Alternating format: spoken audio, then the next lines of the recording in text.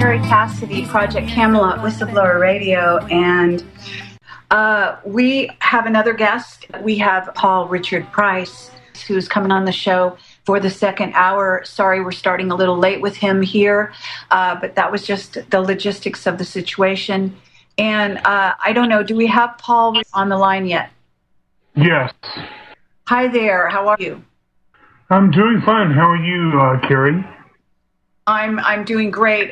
We have a bit of feedback. I'm not sure why, and so hopefully they'll be able to kind of correct that. It may be if your Skype is up too loud, sometimes you get a feedback loop happening.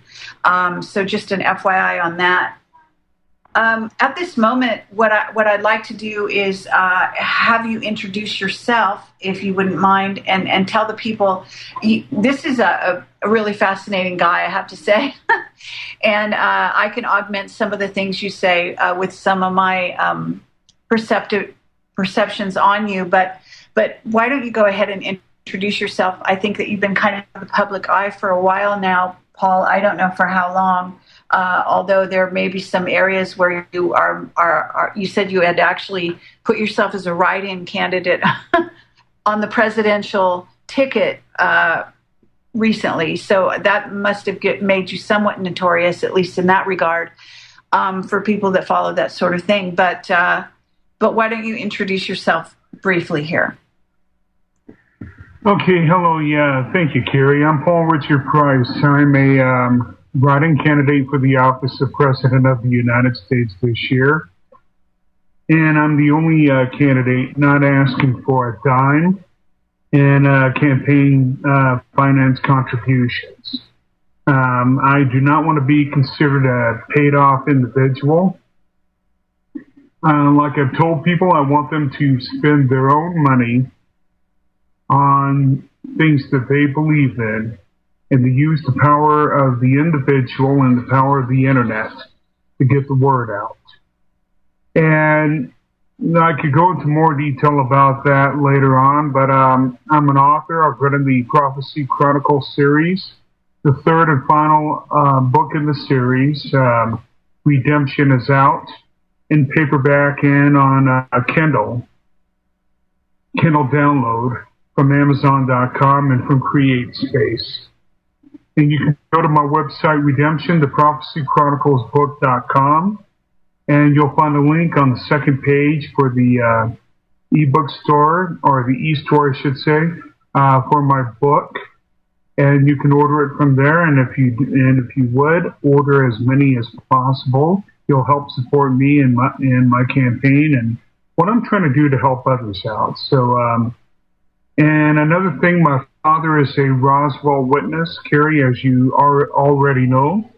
And from the 1947 Roswell crash, I have done talk shows on my own, and I have a varied history. I've got connections in the intelligence community. I do work in anti-gravity research. I may have been one of the Montauk Boys. And it goes on from there. Okay, well, and you used to have a radio show, isn't that right? Yeah, well, which one? Okay, well, yes, but you were a fairly popular radio talk show host. At least, I don't know when you left the scene. Was it about 6 months or a year ago? 6 months, about 5 to 6 months ago. And how that happened is that I couldn't find a network that could effectively hold my show without getting some sort of backlash for the topics that I talked about. So a lot of them would either censor me, even though they claimed that they weren't doing it. They were, in effect, censoring me by cutting off the show or impeding the broadcast from going out.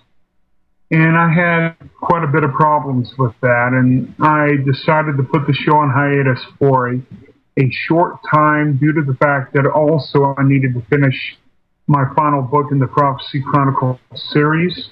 So I've decided to now recently, I've been given an offer to start the show again on a brand new network, and I'm going forward with that. Okay, well, good for you. So, what I'd like you to do is talk a little bit about the whole sort of strange connection to your father, the Roswell situation, and how he played a part in that. And then also kind of follow along on the Montauk Boys connection, where you at one time felt you were being set up as a kind of a patsy for a Manchurian candidate kind of situation. Okay, and that happened about 4 years ago, before the election of Barack Obama, but I'll get into that later. I'll give the backstory here. Um, my father was a Roswell witness. He and my uncle Elwood, when my father was 8 years old, went out to the Roswell crash site, impact site, and picked up debris from that site. It was confirmed by several other sources, not only from my dad, but several other family members confirmed that that material was in my father and my uncle's possession. They had had it for 2.5 years after that when they lived in Midway.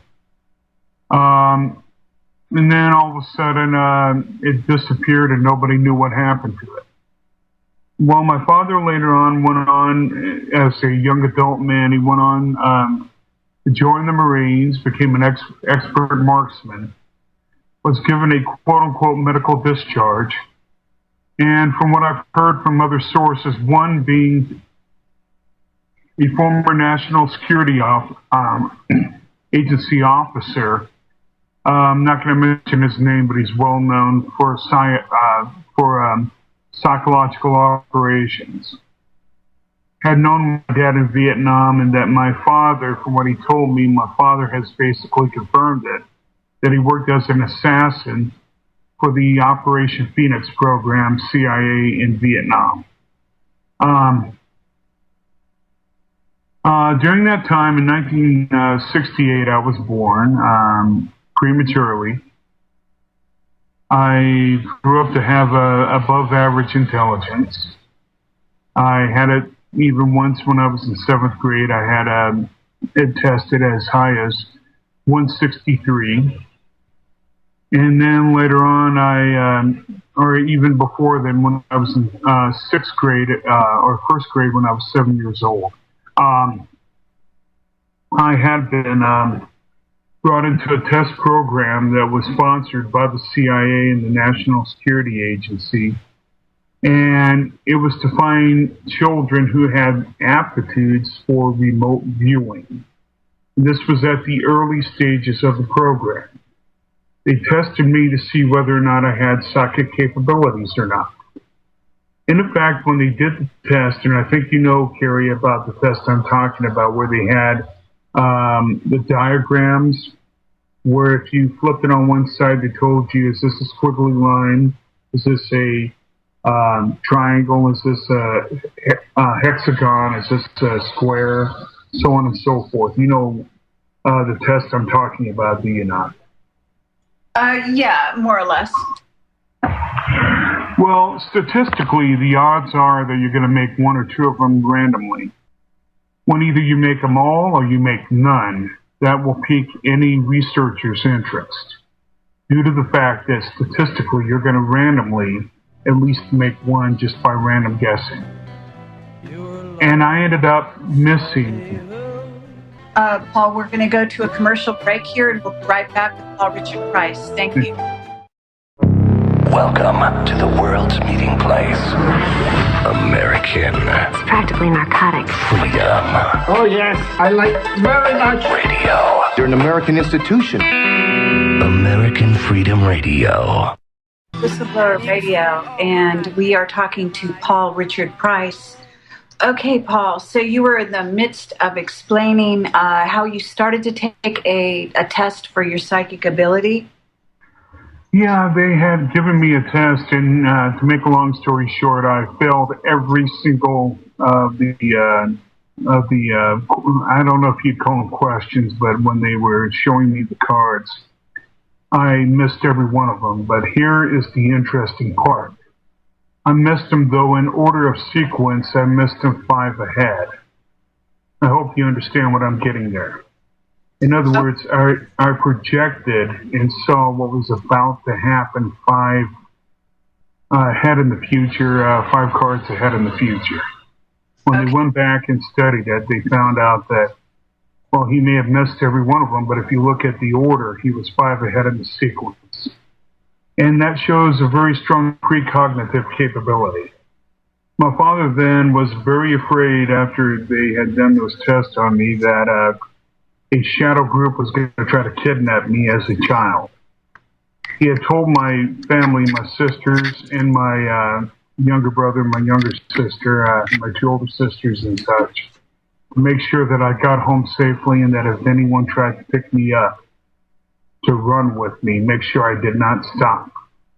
I never understood why. But we moved from one city to another. We never stayed in one place for a very long period of time when I was growing up, 6 months, at the most a year.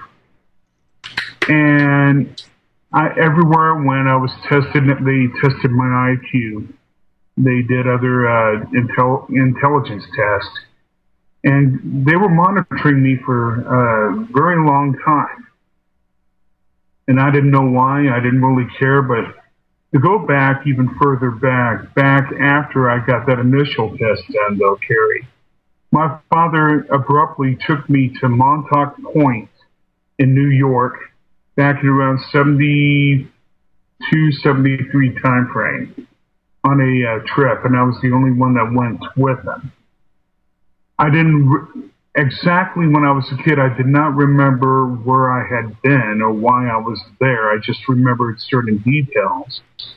And none of that really mattered much to me until years later when I was reading up information on the Montauk Project, saw photographs of the area, and then it dawned on me that I had been there. You know, the buildings and all, I'd seen them before and I didn't know why. I remembered that. I mean, I remembered specific details. And I talked to my father later, I should say, and he asked me, he goes, Rick, which is my nickname, he goes, Rick, do you remember we went to New York when you were a kid, you and I alone? And I said, now that you mention it, yeah. And what I remember from that incident is that they actually had me put in it was a cage, it was made out of chicken wire, stripped me down in my underwear and had me just laying there. And I had no idea why they did that. I couldn't sleep. I tried. And I was in there for about 2 or 3 hours before my father finally told them, get that boy out of there now. And he used a few expletives I'm not going to use on the air right now. But he pulled me out of there, and then after that, that's when he told my family to look after me and make sure that nobody picked me up or anything. Well, I didn't know anything about the Montauk Project at the time. I was more interested in UFOs, UFO material, because of my interest in space and space-related stuff. And as I grew up, though, we had encounters with UFOs. And I never understood why we had even a close encounter one night in Conroe, Texas, back in 1978, when we lived there and we were pursued by an orb on the way back home from church. And I saw what looked to me like interdimensional shifting of short, gray type alien types. But I don't think they ever bothered me, but it was around the time when that orb was just stationed right above the trailer house where we lived. Well, years later, I went to school, finished high school. Then later on, I went to work for the Johnson Space Center in Houston back in 1990-91 time frame. And didn't you have a very interesting experience there?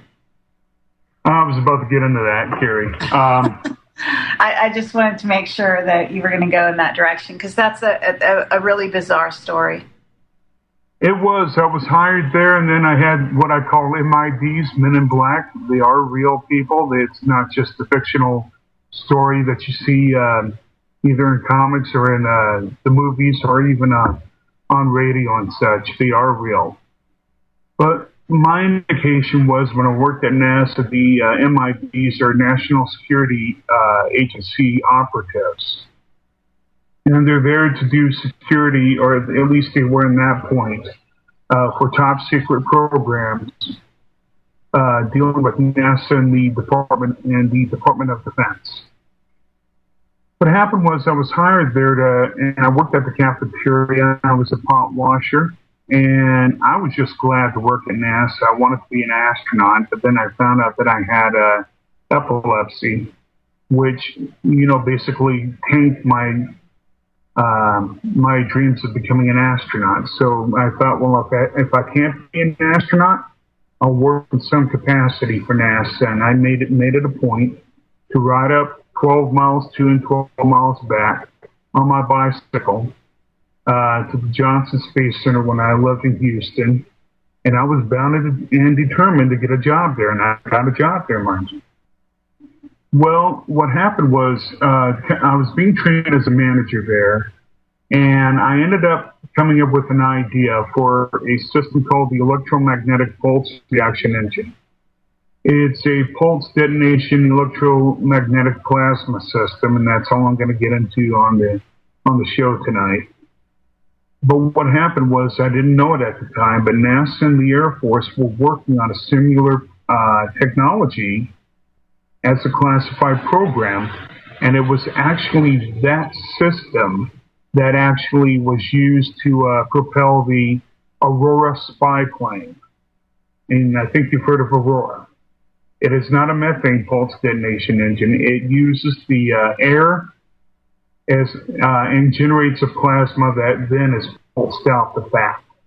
It is not. It has nothing to do whatsoever with methane or methane-derived plasma.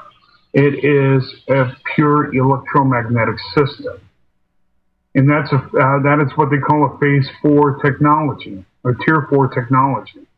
That technology. So I just okay. Stop right there, but.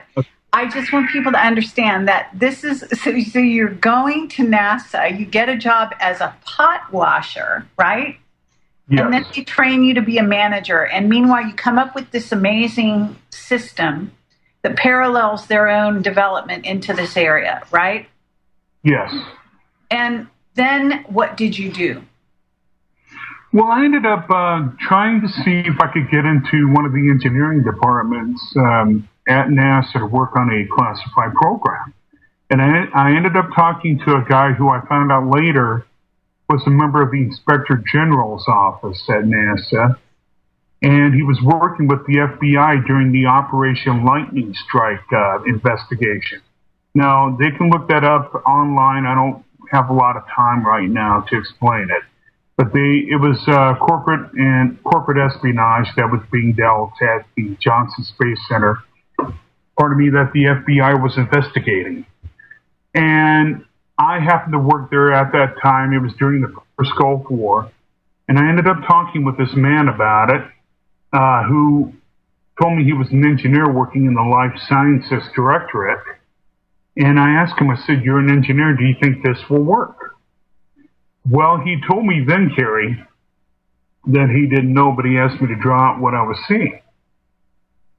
Within 3 weeks after that, oh yeah, by the way, before that happened, the Men in Black I was talking about, Kerry, they would come in every 2 weeks after I was hired there, tap me on my shoulder and say, "Hey, Mr. Price, how you doing? Do you enjoy your job here?"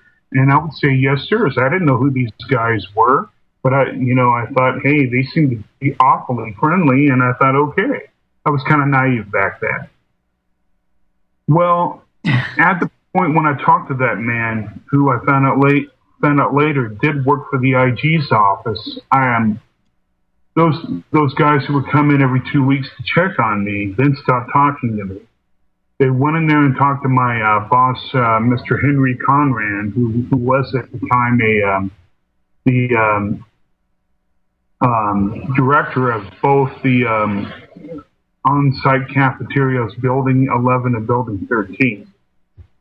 And I was reading their lips, and they stated to him somewhat, this is from my recollection, it's been over 20 years, so it may be flawed, but this is what I remember. What does he know and who's he talking to? And Mr. Conran said, I don't think he knows anything. He's just a very smart boy. And he goes, you ought to put him to work. He wants to work. And he goes, we can't do that. And then they noticed me talking, turned their backs to block the only port, the window part that they had in that swinging door. And then within a week and a half later, I was terminated for reasons that they should never have terminated me for. It was a setup. And breaking 10 dishes and for being insubordinate, and I was never insubordinate. I did break 10 dishes. Don't have time to go into it. Okay. But the guy who you gave your plans to also took those plans somewhere, right? Yeah, he did. Like I said, they were using that as that propulsion system to propel a unmanned aerial vehicle, which was a Tier 4. What we're seeing now, currently in the military's arsenal, are Tier 2 vehicles. We're talking Predator and all, they're actually second generation. Tier 4 is fourth generation. And this was the replacement for the SR-71 spy plane. It can go Mach 30. The Aurora spy plane can. And it uses this system because it generates magnetic fields, which actually generates enough of a plasma that they can bolt it out the back, and then they can actually hook them. And it's been rumored that it was derived from Roswell technology. I don't know. I wonder even where Roswell technology actually came from, if it was extraterrestrial or German in origin. But I mean, the point I'm making here is, I mentioned it. I was fired. I was followed by the FBI and other covert surveillance groups for up to 2 years after that. I had my life threatened. It was an order signed by the then President of the United States. And I'm not going to mention his name right now, but if you know who the President was, Kerry, at that time, you also know that he has a sordid past when it comes to being a part of the intelligence community and the Order of Skull and Bones.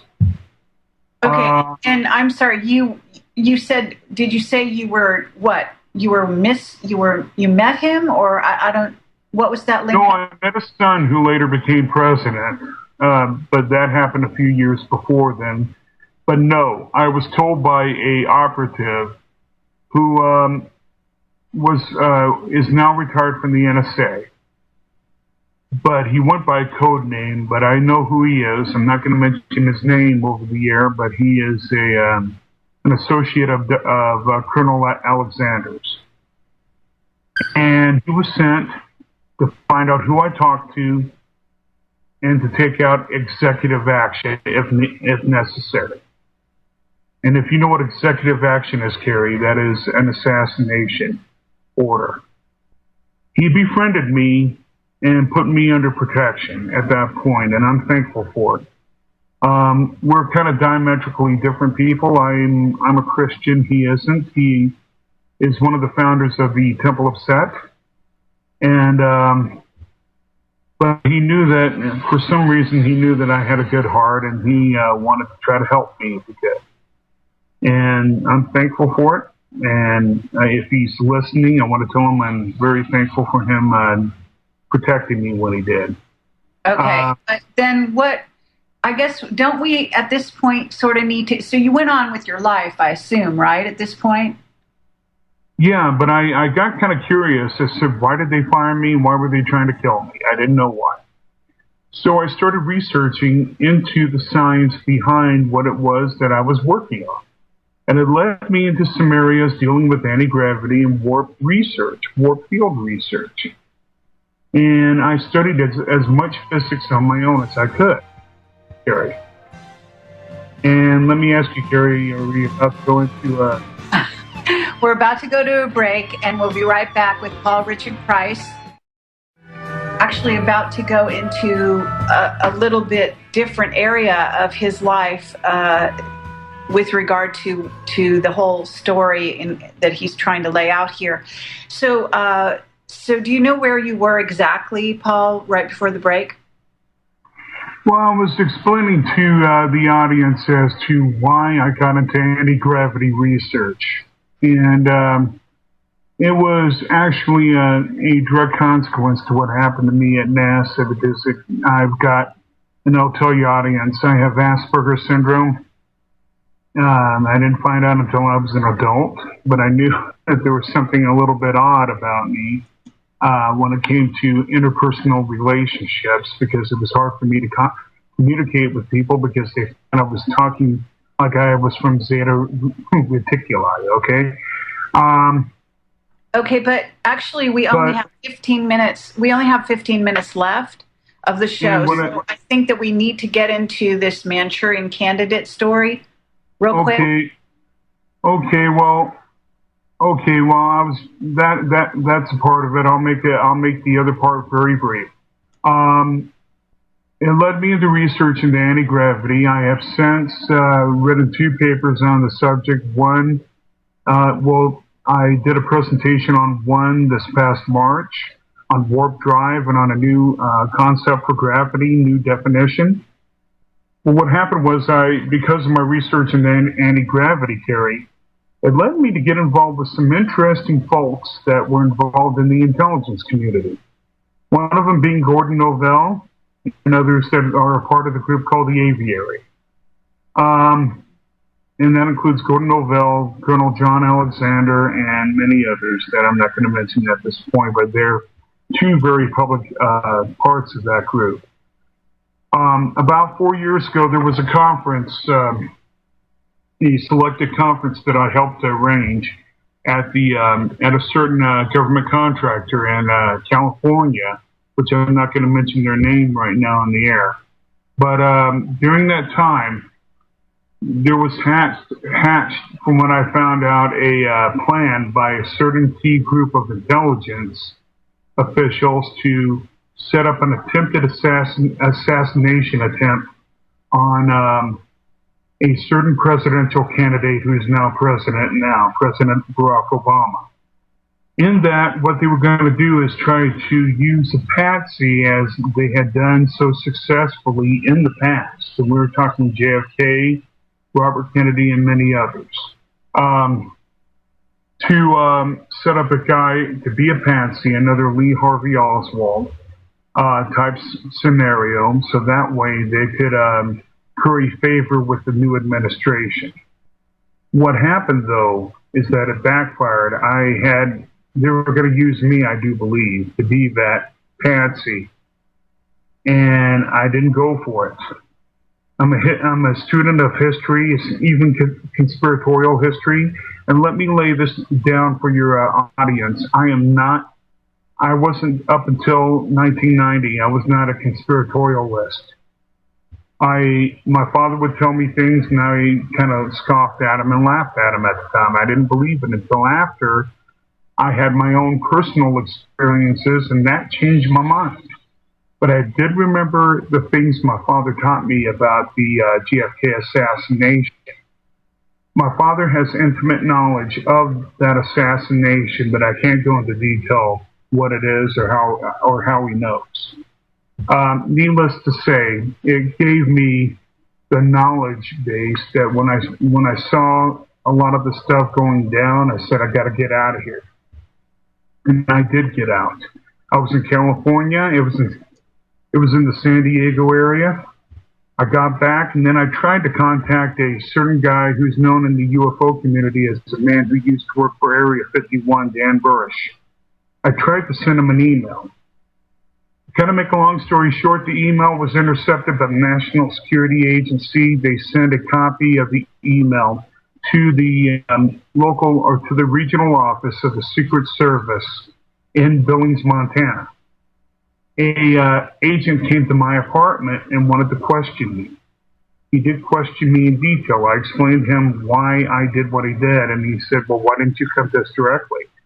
I said, these people are known that if they will kill a president or even attempt to kill another one, what do you think that they will do to me?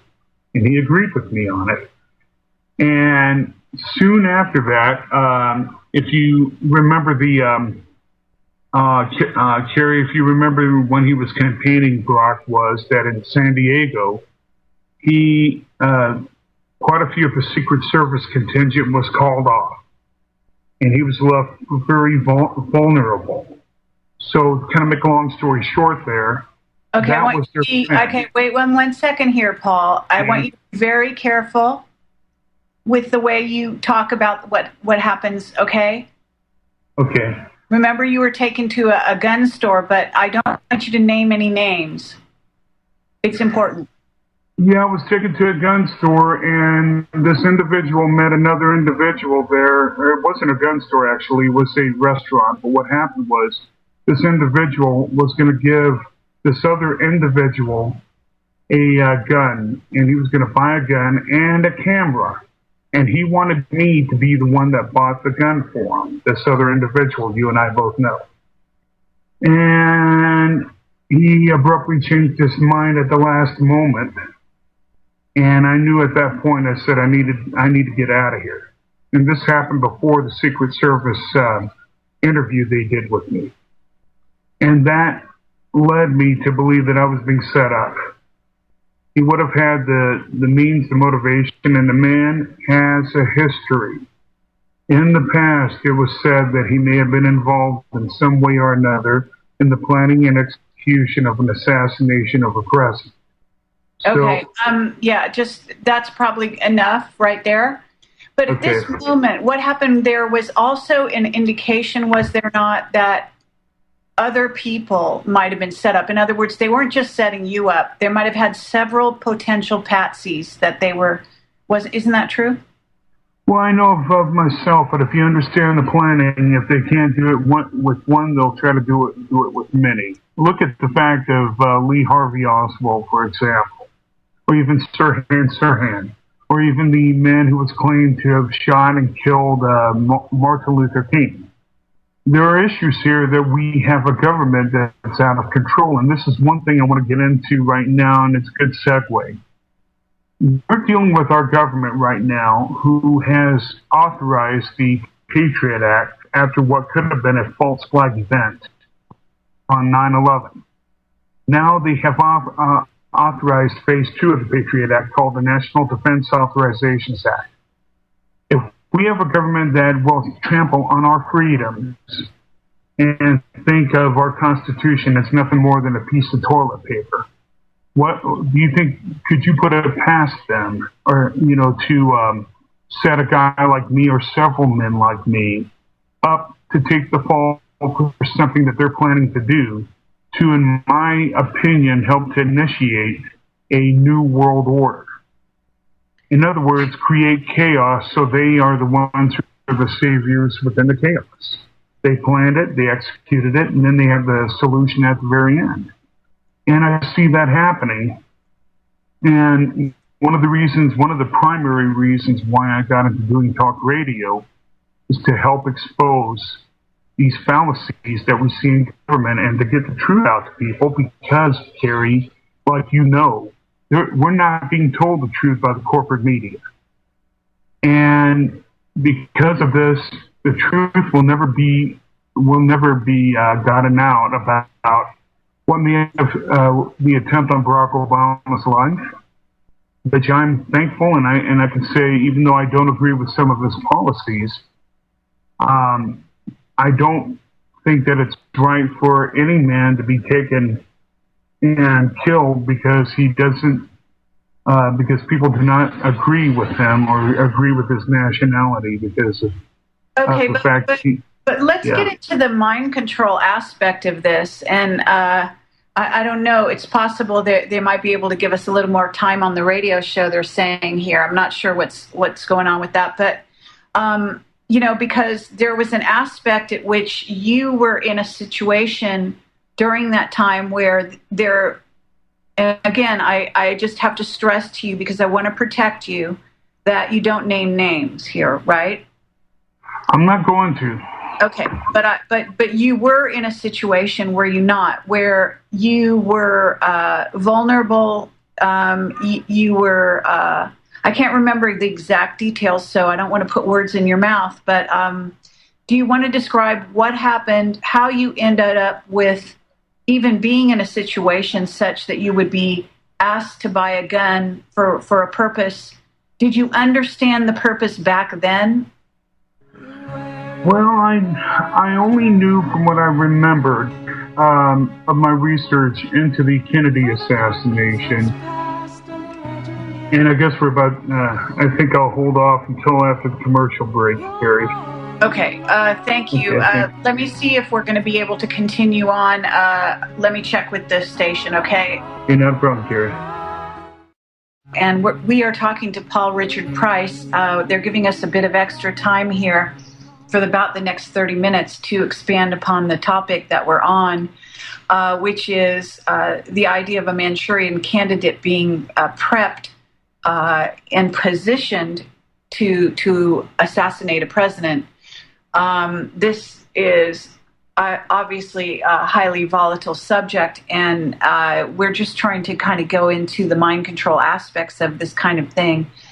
What I was hoping, Paul, is what you could do is talk a little bit about your state of mind at the time when you think you were being sort of set up. Well, that's a good question. I was under a lot of stress and hadn't slept too well. For some reason, and like I was telling you, I am what people will call a psychic intuitive.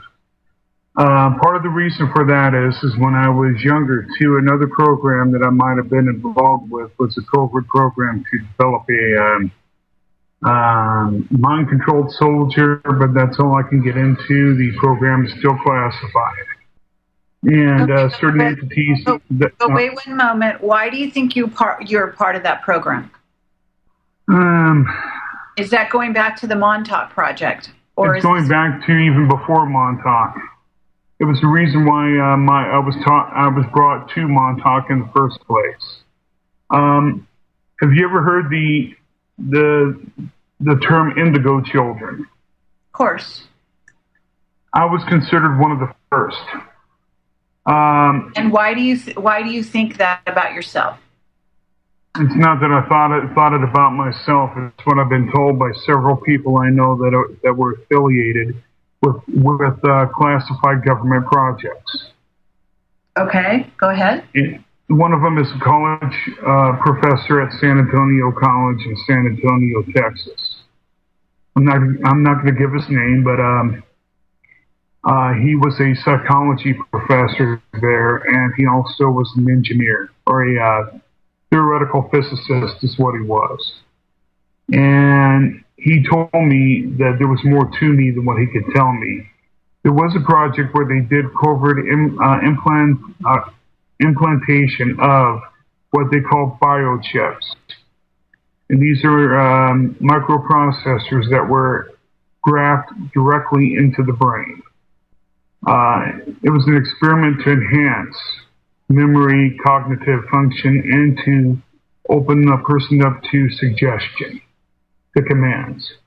Okay, and why does that apply to you? Did you think that you had such a thing? I can't go into too much detail about that, Carrie, over the air right now, but needless to say that there was some involvement in that.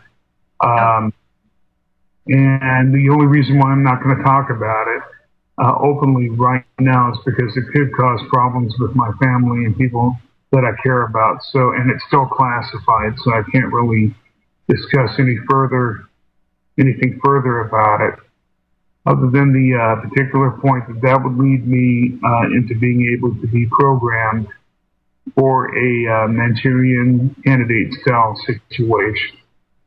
Had it not been for the force of my will and the fact that I have a very strong delineation between right and wrong, I probably would have been susceptible to it, but I wasn't. Okay, and how old were you when you were put in that position to where you were being asked to buy a gun? This was when I was 40.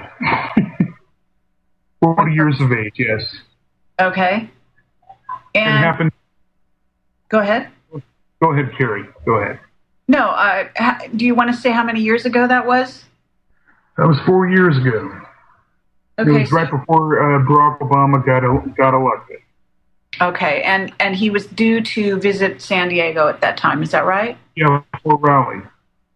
Now, how did you know that he had a lot of I don't know the whatever you call the Secret Service being called away? How did you know about that? Only because I read about it later on that the Secret Service contingent that was sent there to protect him, many of the agents left, leaving vulnerable areas for people to be able to get in and out of the facility that he was going into. And it would have been around the time that I would have stayed with that particular person that you and I both know. And he wanted me to stay during that time.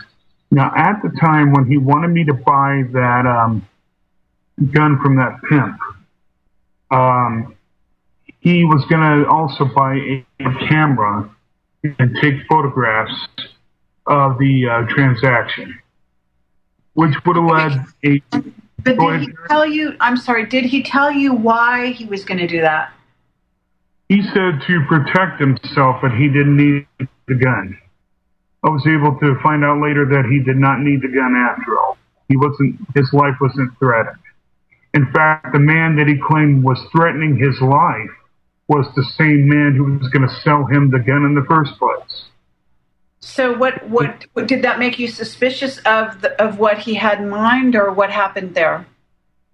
Yeah, and there were other statements that the person made that he didn't think that there should be an ethnic black president. And, Okay.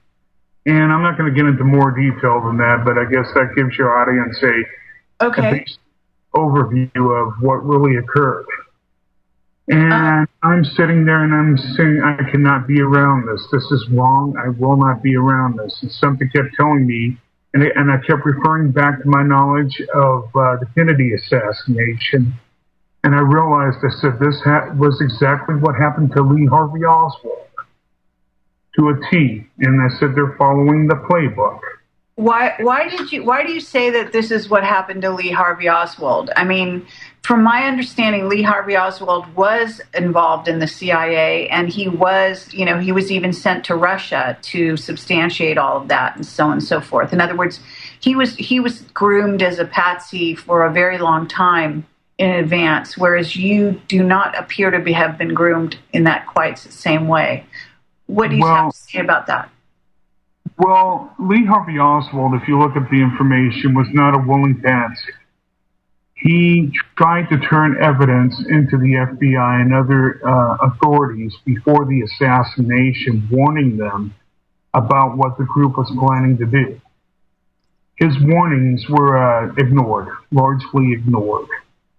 So what we're looking at here is that he knew that something was up, that he knew that if he didn't play his part, in the play his part in the game, I'll put it that way, and what was happening at the time, that more than likely his wife, who was the Russian immigrant, and his children would have been more than likely hurt. So they had his family to hold over his head. But like I said, he even directly said when he was arrested back in right after the assassination, he goes, "I'm a patsy." So he was not a willing participant, and that's the same thing that happened with me. He knew that something was going to happen.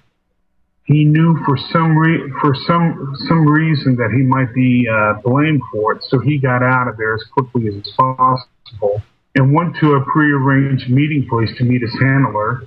And the next thing he knows, he gets arrested by and detained by police who, I think 2 to 3 days later, allowed him to be shot by Jack Ruby. These are particular key points that I remembered, and I'm thinking, hold it here. Okay, and so in your situation, though, you were staying with this individual, and then was it that you didn't have any money or something like that? Well, I had already bought I already bought a bus ticket back. I had a round trip bus ticket, but that was the limited amount of my funds. I didn't have much more than that. And I went there under his request to come down there and to be at the meeting. He emphatically told me to stay with them and to be at the meeting. And I'm going over there and I'm seeing certain things, like a certain amount of stuff I'm not going to get into right now, that I didn't agree with. But, you know, hey, that's his life. I thought his personal life, whatever he does on his own time, is his business, but I don't want to be involved in it. And then certain strange things started happening. He started acting a wee bit paranoid, even more for my taste, and I've been around paranoid people a lot in my life. And it was, a lot of things were getting kind of strange. I didn't say anything, but being that I knew the man's past and about the man's direct involvement, either directly or indirectly, in the Kennedy assassination back in '63, I realized that it wasn't good for me to be there. I see. And did you ever bring this up with this person? Like, in other words, either at that time, did you accuse him of trying to set you up, or did you ever talk to him after the fact? No, I never really discussed it with him at that point, Carrie, because one reason is that I realized from my own involvement with people in the intelligence community, the surest way to get your head blown off is to confront the person who is, in your estimation, is trying to set you up. So I made it a point just to go ahead and to walk away. You know, I dealt with this problem in my head, the questions that I had because of what I had to deal with at the time. I dealt with it for about 2 to 3 weeks before I decided to take action. Now, I went through a covert way to take action. I went around the mulberry bush, so to speak, and it got the attention of the NSA and then of the Secret Service. The agent that was sent to investigate it, his name was Brian O'Neill. And he came, and it was real funny. That day he walked into my apartment, asked my manager if she knew where I lived. And I was called. He came up to my apartment, knocked on the door, sat there for about an hour and talked to me about it. Most of what I did during that time was not only to protect myself, Carrie, but to protect my family as well and people I cared about. I mean, I did not want them at all being targeted because of a issue dealing with a security issue, if you understand what I'm saying there. I mean, if the intelligence community was involved in it, they can make people disappear very quickly. Okay. Is your father no longer alive? No, he's still alive, yes. Okay. All right. But he obviously had to retire from his position, which you said was he involved in assassinations himself, or what was his job again? Operation Phoenix was a covert assassinations operation that was headed by the CIA in Vietnam to take out the Viet Cong leadership.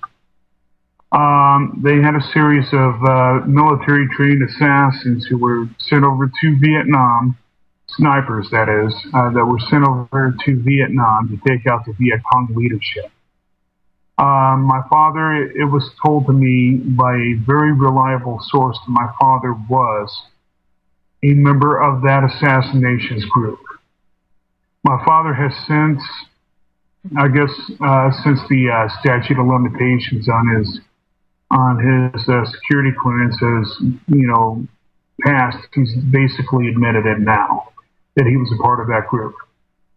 Now, being that he was a part of that group, he also had key knowledge of certain people who were involved directly in the Kennedy assassination itself, because some of those individuals were involved in Operation Phoenix. And he knew intimate details. Okay, so people will be able to understand how it is that you could have been targeted and how you also became maybe, I don't know, paranoid over the fact that you might be being set up in that kind of a scenario. Is that right? Well, it's not a matter of paranoia, but I'll just say very cautious. Okay, well, I, let's say you're not paranoid if they're really out to get you, kind of thing. Well, let me put it this way: when a certain NSA official who was a former Army colonel, he's now retired. He went by the code name Daniel David Moore, but wasn't his real name. I didn't find out until just recently what his real name was. And he was the founder of the Temple of Seth. When he came to me and told me that they wanted to kill me and that he gave me his government-issued Beretta 45 caliber automatic handgun and told me you know how to use it, and that even if I or your brother comes to the door and you have a very bad feeling about it, put a hole through the door, you start to realize the seriousness of what is going on. I didn't realize that. I didn't believe in any of that at the time, Carrie, when that happened. But afterwards, it opened my eyes to different perspectives, Carrie, that I didn't even think about before or prior to that point. So, yeah, people may think it's paranoia. Maybe it is. Maybe it isn't.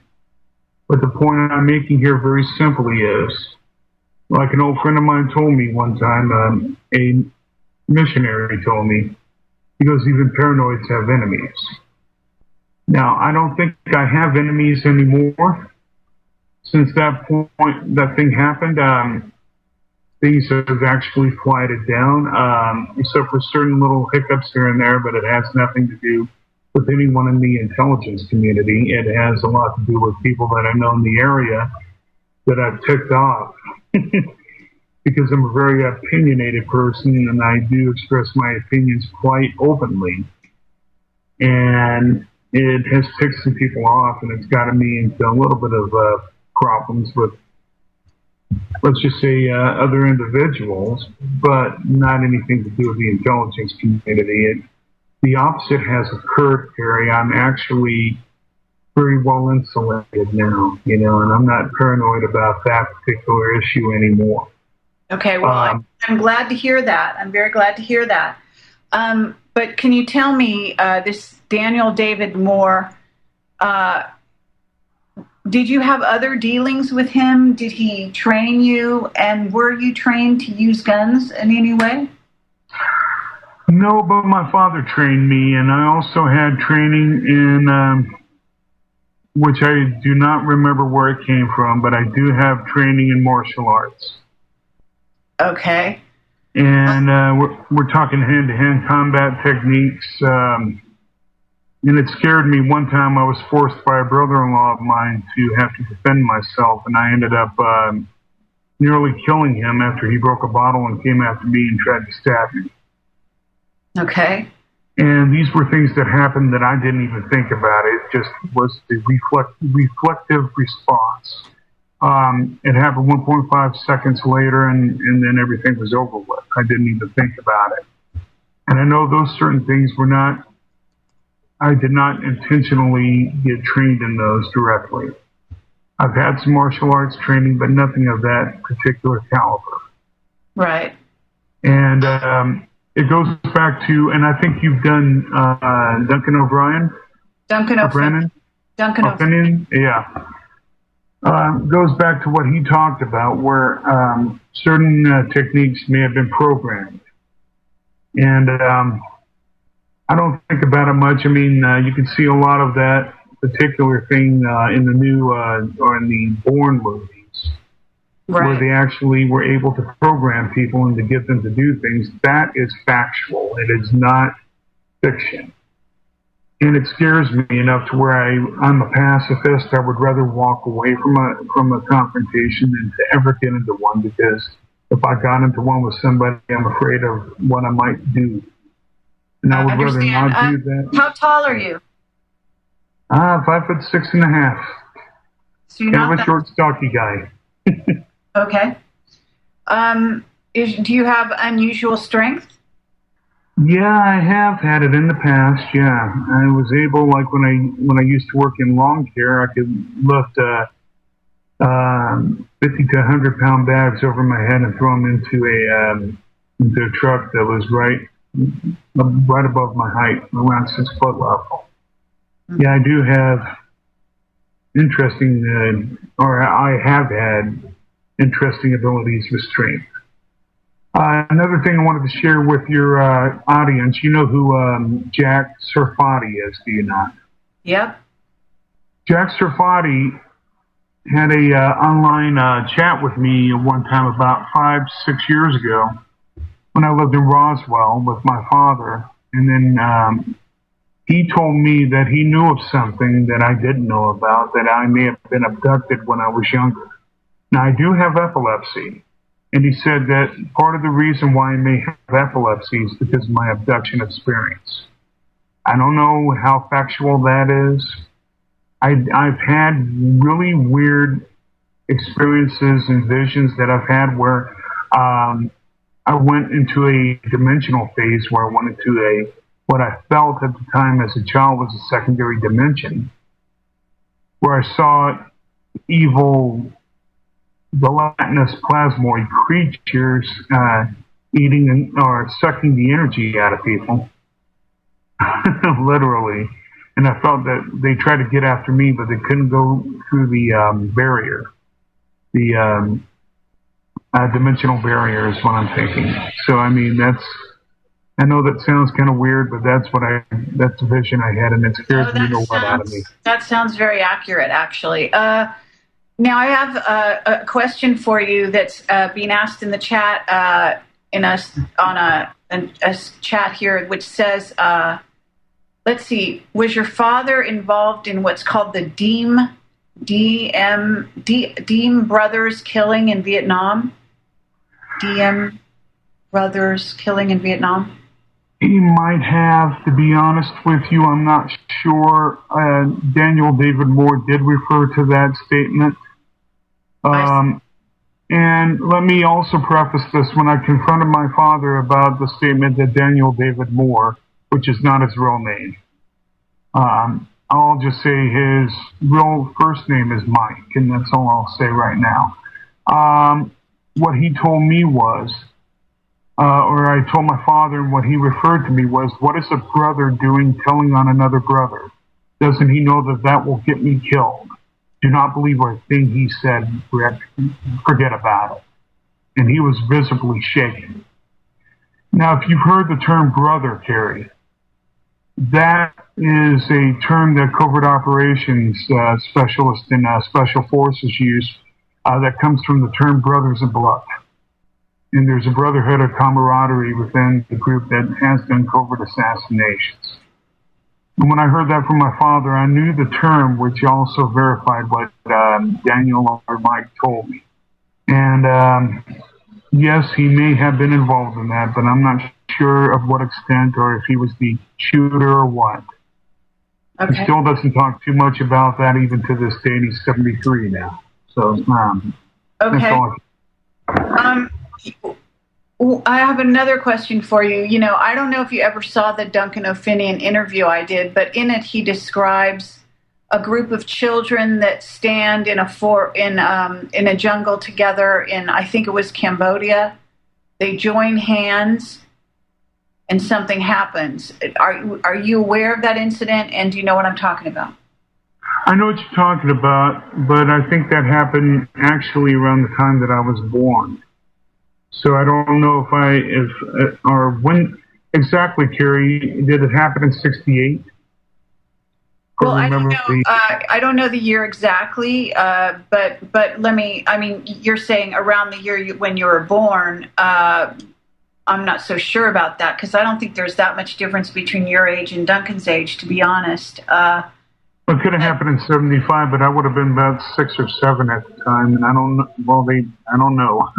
Okay, I've talked to some people who were aviary members, Carrie, and the younger the better is what one particular doctor told me, and I'm not going to mention his name, but he's a member of the aviary group. Yeah, and I know who that doctor is, by the way. But anyway, let me ask you: did you see the video and hear Duncan talking about that incident? Yeah, I did. Yes. Okay. All right. Well, the reason I bring that incident up is because I just wondered if any, if you had any dreams of yourself in any of those kinds of positions, not necessarily associated with that one particularly, but more the sort of because those were children with psychic abilities. Well, no, but there were other things that I have had visions about. I've had visions where I was teleported somewhere, but I wouldn't say teleported in the way that you would see in Star Trek. It wasn't dematerialization. It was actually using a technique that uses many wormholes to transport you from one point to another. And it's what I believe that UFOs use when they actually are beaming or projecting energy fields around people and then lifting them up and into their craft. I've had indicators where I think that I might have been to Area 51 and had a discussion, and it was verified by that college professor that I told you about in San Antonio, that I may have went to Area 51 and had a discussion with a gray alien, and I thought it was just a dream, and I never mentioned it to anyone because, it sounds pretty dadgum crazy. But Yeah. Well, why did you write when you got back home after the so-called potential assassination Patsy event? Why did you write to Dan Burish of all people? Well, here's the interesting part. It wasn't really for Dan Burish. I knew he was being monitored by the National Security Agency, by other federal agencies. I did not want my name directly involved. What I wanted done was to get the information back to those agencies so they would have a better way to grasp how to deal with the situation. But I thought, well, since Dan is actually being monitored, why not send him an email? Okay, you understand that? I was, I'll admit I was using Mr. Burris, not using him in a negative way, but kind of using the contact with him to actually contact the others who were observing him, and it got their interest. Right. And It actually did work. Go ahead, Carrie. I'm sorry. It actually worked, is what I was saying. Oh, yeah. I do have a very high IQ, and I kind of thought that would be the best way of dealing with the situation. And I had thought it out for about a week or two before I even went ahead and sent the email. What happened was it was bounced back to me, and then I thought nothing of it because it said that his email had been closed, or the account had been stopped. And I thought, okay, but then about a week later, I get this, or about 2 weeks later, I got this guy who walked into my apartment complex, showed some ID, and said, "I'm looking for a Paul Price." And the manager directed him up to my apartment. He knocked on the door, and it was Secret Service agent Brian P. O'Neill. And he sat down for over an hour talking with me. And then he kept asking me over and over again, "Do you want to do any harm to the president or to Mr. Obama?" I said, "No." I said, "I'm trying to protect the guy." He goes, "Okay, that's good." He goes, "Well, why didn't you come to us directly?" I go, "These people will kill you." And he goes, "I understand that." And from that point on, and it was no more than about, let's say, a week or two after that, Obama had then visited San Diego, California for that speech he was given, and then the rest is history. You can look it up online. There are articles about how the Secret Service agents were pulled off as detail. Right. And this isn't anything that I'm making up or anything. No, I hear you. Okay, well, we have actually been online here for another half hour. So I don't know whether we should continue or not. How are you feeling at this point? No, I'm okay. I mean, I'm just trying to give you specific information and data. It's kind of hard not to say anything without giving names, dropping names, and that gets quite difficult. Yeah. But these are real people, and I could go on even further, but if your audience is willing, that's fine. But if not, I'm okay with that too. I would like to have some time to plug my book and all of that, if at all possible, Gary. Okay. Well, at this moment, we do have an audience still, I believe. So anyway, we do have a caller, as a matter of fact, who's been hanging on the line. Now, I don't know if this person is just using the line to listen or what. They've been holding on now for quite a while. We could take the call if you're interested. Okay. What do you think? Go right ahead. Okay. I don't even know if there's a person on this line. Hi, area code 214. You've been holding on for quite a while. Is there anyone there? Yes. The show is fascinating, and I find your guest that you have is wonderfully fascinating as well. And my question is this. I think about a movie that I saw back in the 70s, maybe the early 60s. It was called Children of the Dam or Village of the Dam. And it kind of reminds me of a set of kids that was in Europe that were experimenting with special kids, with special gifts. Now, I'm wondering if your guests remember that particular type of situation. Okay, I'll answer that. I can only tell you from what I can recollect in my own life. And sir, thank you for the question. I remember that they were actually experimenting with me. They did other types of medical experimentation as well as the Montauk issue. And that was confirmed by my father. The only reason why I remembered it is because the memory came back to me after I did research on the Montauk project, saw pictures, and I said, I've been there. And I got confirmation from my father later. He goes, don't you remember I took you up there? And I go, okay, I guess I do, because he had actually taken me throughout all the buildings in Camp Hero. And I remembered that. What I think is happening is that they have used children for many years because children are easily malleable. Okay, they are easily, they're like putty, or they're like putty or a clay in a experimenter's hand. They could be easily kneaded, prod, and made to the type of person that the experimenter wants, basically. I mean, if they want to kill her, all they have to do is do certain psychological approaches, and they can actually program that through multiple measures, especially through pain and other issues, even sexual stuff, where they can program them to do what they want them to do. I mean, look at the issue with the Boys Town issue back in the late 70s to early 90s, Boys Town in Nebraska, where some of those kids were actually programmed to be sex slaves and others, and even assassins. These are things that are not new, and they're not a new part of the arsenal of the United States government. For them, they use whatever tools necessary to get to a major objective. They don't care who it hurts at the time, a lot of times.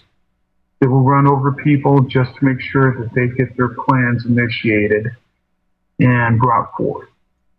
And we're looking at go ahead, Carrie, please. No. Well, I just wanted to say, first of all, to the caller, thank you for the question. And at this moment, unless you had another question, I was going to let you go, caller, so that we could continue. But I want to make sure that you got your question answered. Okay, thank you. I do have one more question, and this is very, very fascinating. I also find this to be very interesting too. Sir, do you remember when about 2 months ago, when the president went to Camelot Colombia.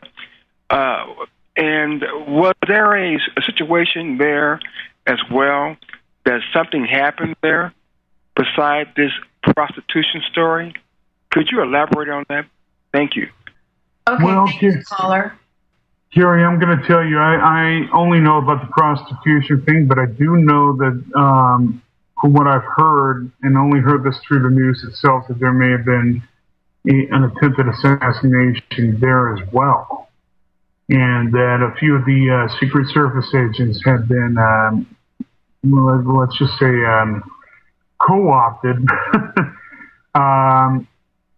and it put the president at risk because of it. And they, whether or not you agree with President Obama's policies or not, there's no reason that if you're a Secret Service agent that you can't give the president adequate protection. And by doing the stuff they did, they not only jeopardized the president's life, but they also put a black mark and a black eye on the Secret Service. And I think what should happen is that they should have been very severely reprimanded, if not fired, for those actions, and possibly put under arrest for them, because what they did is that they had either willingly or maybe not willingly put the president in grave harm by doing what they did. Yes, and you're quite right. If that did transpire as we're led to believe, then that indeed is the case. It's hard to tell because there's going to be multiple cover stories to any incident, and you basically have to sort of separate the wheat from the chaff, so to speak. But it's a good point you're making. At this moment, in terms of what went on with you back then, and then other things that you might have picked up on, I know that you kind of disappeared from the public arena for a time, and you were having trouble, I guess, having your radio show. Isn't that right? Well, let me tell you the whole gambit here, Carrie. Everything happened that could have possibly happened to go wrong. It did go wrong. Dropped calls, and they were initially dropped from a source point, not my phone, and somewhere between my phone and the connection of the network that I was doing my shows on. And it got so bad, Carrie, that I couldn't maintain, even when I was on Skype and I had a very controversial guest, like, for example, God bless him, Jim Mars has been on my show so many times. Oh, great. And then every time he would get into a point where he was talking about either a government collusion with a corporate thing, our phone calls would be cut off. Right. And then we'd try to call him back. He'd further on go back into that point, cut off. What got to the point then where the owners of the network, they ended up putting me with producers who didn't know what they were doing, supposedly, and the shows were being tanked, even though I had a great audience. Later on, because I've got contacts in Bilderberg, one of them had come to me and told me specifically that they suggested that I do not do my show anymore, that it was time for me to retire. So, did you feel that was a threat? Well, let's be honest. When somebody comes and tells you that after you've done a really good show and it's a popular show, they're nice about it. They come and tell you and say, you know what, Paul? It's probably best that you go and move on to other things right now. You're a writer, do that. And they don't come right out specifically and threaten you, but the implication is there. Now, you tell me, if you heard that, what would you think? Right. And then the problems. Go ahead, Carrie. I'm sorry. Well, let me just ask you. I'm sorry to interrupt you here, but do you share this kind of information with your father, and does he give you his take on what's going on? Oh yeah, I do share it with him, and he has told me specifically that I need to leave it alone, because if you value your life, you'll leave it alone. And to me, I'm kind of a romanticist about this. I'll be honest with you.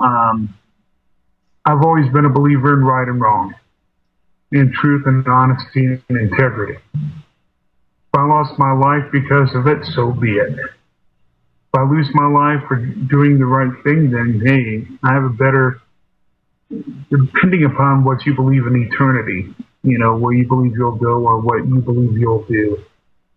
Either way, I believe that I'll have a good life after this one if I do the right thing. And if I'm not doing the right thing, like using karma as an example, karma will bite you in the tail end. And I look at it this way. I'm not afraid of being honest. I'm not afraid of telling the truth. I've stood up for things in my presidential candidacy that could literally get me killed. I know that. But does it make me afraid to stand up and tell the truth? No. The monikers, on my show, and I have interviewed you on my show before, is you will find the truth here. What you do with it is up to you. And I want people to know the truth. How can we ever fight against the New World Order or against anything unless we are first informed as to what they're doing so we can find a way to counter it? That's right. Did you tell your father about the attempt to turn you into an assassin? Yeah, I did. And what did he say about that? Don't talk about it anymore. He goes, that'll get you killed.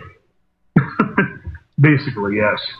Okay, so but did he agree that that's what was probably being the scenario that was trying to be played out?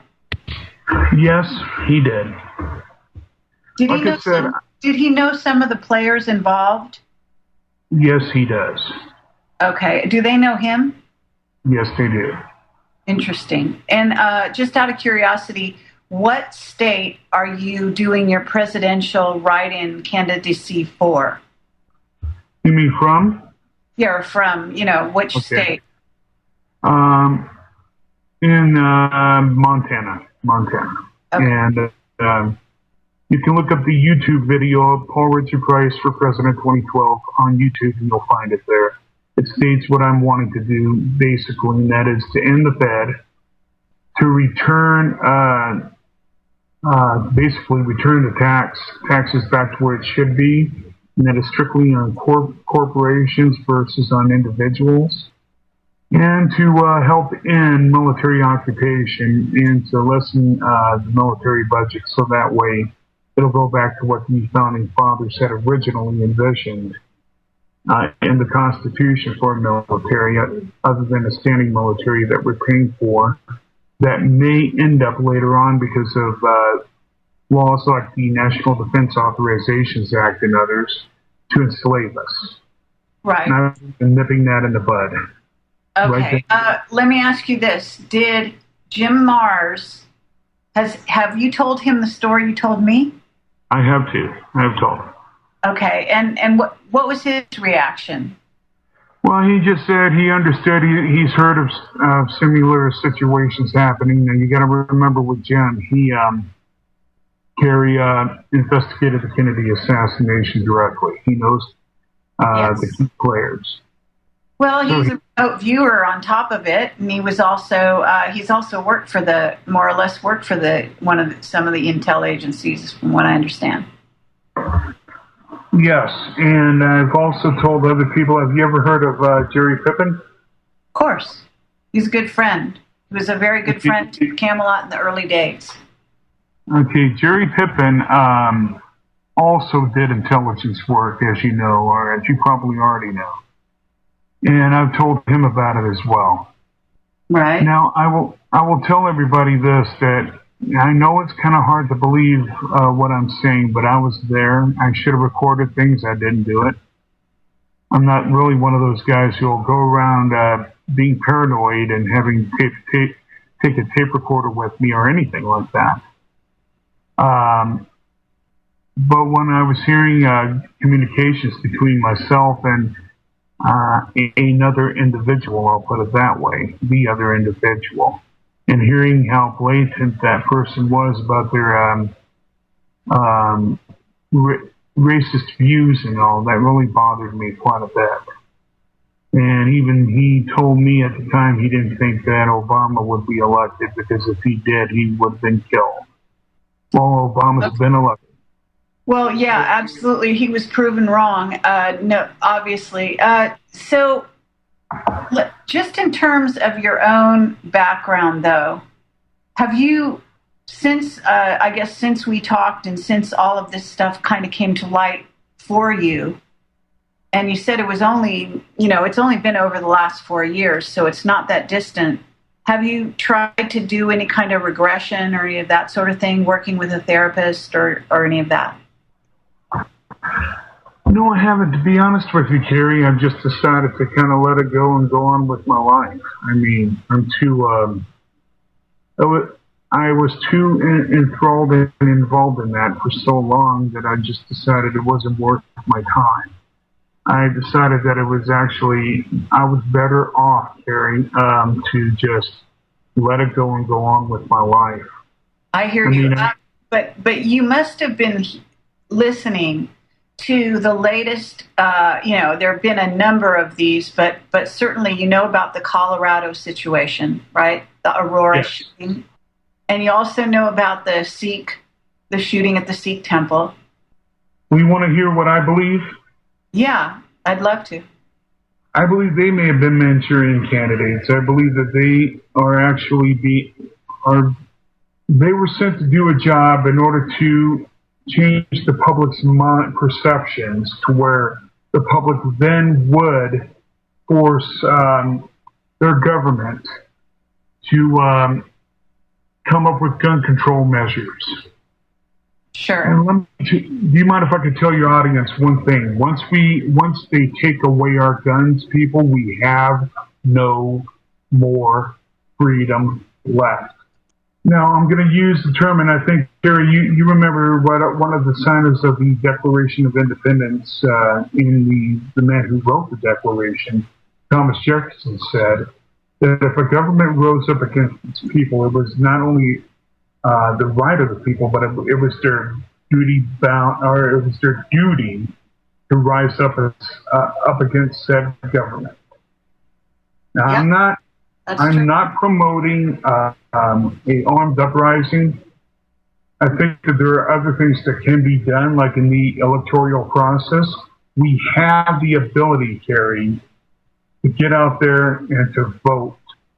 And I hate to say it, the two people that are in office right now, they said when it comes to their platform and what they stand for, I can speak truthfully what I feel. I have nothing against Obama personally. I don't even know the man. But I don't agree with some of what he's doing, especially not the National Defense Authorizations Act he signed into law. And Mitt Romney is another example of two sides of the very same coin. If you get rid of Obama and put in Romney, guess what? They're both one and the same. They're both controlled by the same handlers. That's right. And they're also getting their money from corporate interest. So who are they going to favor? Corporate interest. Why not put a third-party candidate in there, even an unknown, that will help you or help this country get back where it needs to be? Do away with the Fed. We don't need it anymore. And they've been a bane on our existence. Do away with income tax. Allow the people to keep their money, so that way they can put more money back into the economy. Right. Absolutely. Let's go to this subject. Okay. Because in terms of what, as a sort of, I would say as a sort of precog, have you looked at 2012? You wrote a book that probably involves some of your precog abilities, right? I haven't read your book. You told me bits and pieces about it, but what do you see for the near future? Anything? Has any dreams come to you that have been showing you the future at all? Martial law. Okay. I'm serious. I hear you. And the reason why I state that is because one dream in particular, I had a friend of mine who has worked as a first responder. His face and all showed up in a dream where I was on the run. I was watching people get shot because they were not in this dream, several dreams I've had. Watching people get shot because they were not abiding with the curfew laws. I mean, they'd be running outside and taking their trucks, and then they'd be mowed down by machine gun fire. And it turns out that I didn't know it in the dream at the time, but they were looking for me, and I was hiding in this house. They did a room-to-room search. My friend finds me there, and he goes, and he told me to be quiet, do not move, do not say anything. And he went and yelled, "There's nobody here," helping me to escape. There were other issues where I had dreams of tanks. And let's get into the point of the book of what I've read, and which dealt with a lot of the precognition, but also based on a lot of historical fact and research I've done. It's a fictional book about the end times. However, it is based on fact. It goes back on history, dealing with the Illuminati, dealing with Luciferian cults, the founding of the Church of Satan, and other entities in this book. That leads to a secret cabal or secret government trying to bring forth a one world government under a one world rule. And that if anyone dissents against that government, whether they be Christian or not, if they dissent against it, then they will be targeted. Another part of the book deals with something that came to me from my own research, and it's mentioned in many different prophecies worldwide, not only biblically, Gary, but also the Mayan prophecies, ancient Sumerian text, and Egyptian text. It states that there will be a coming cataclysm to this earth.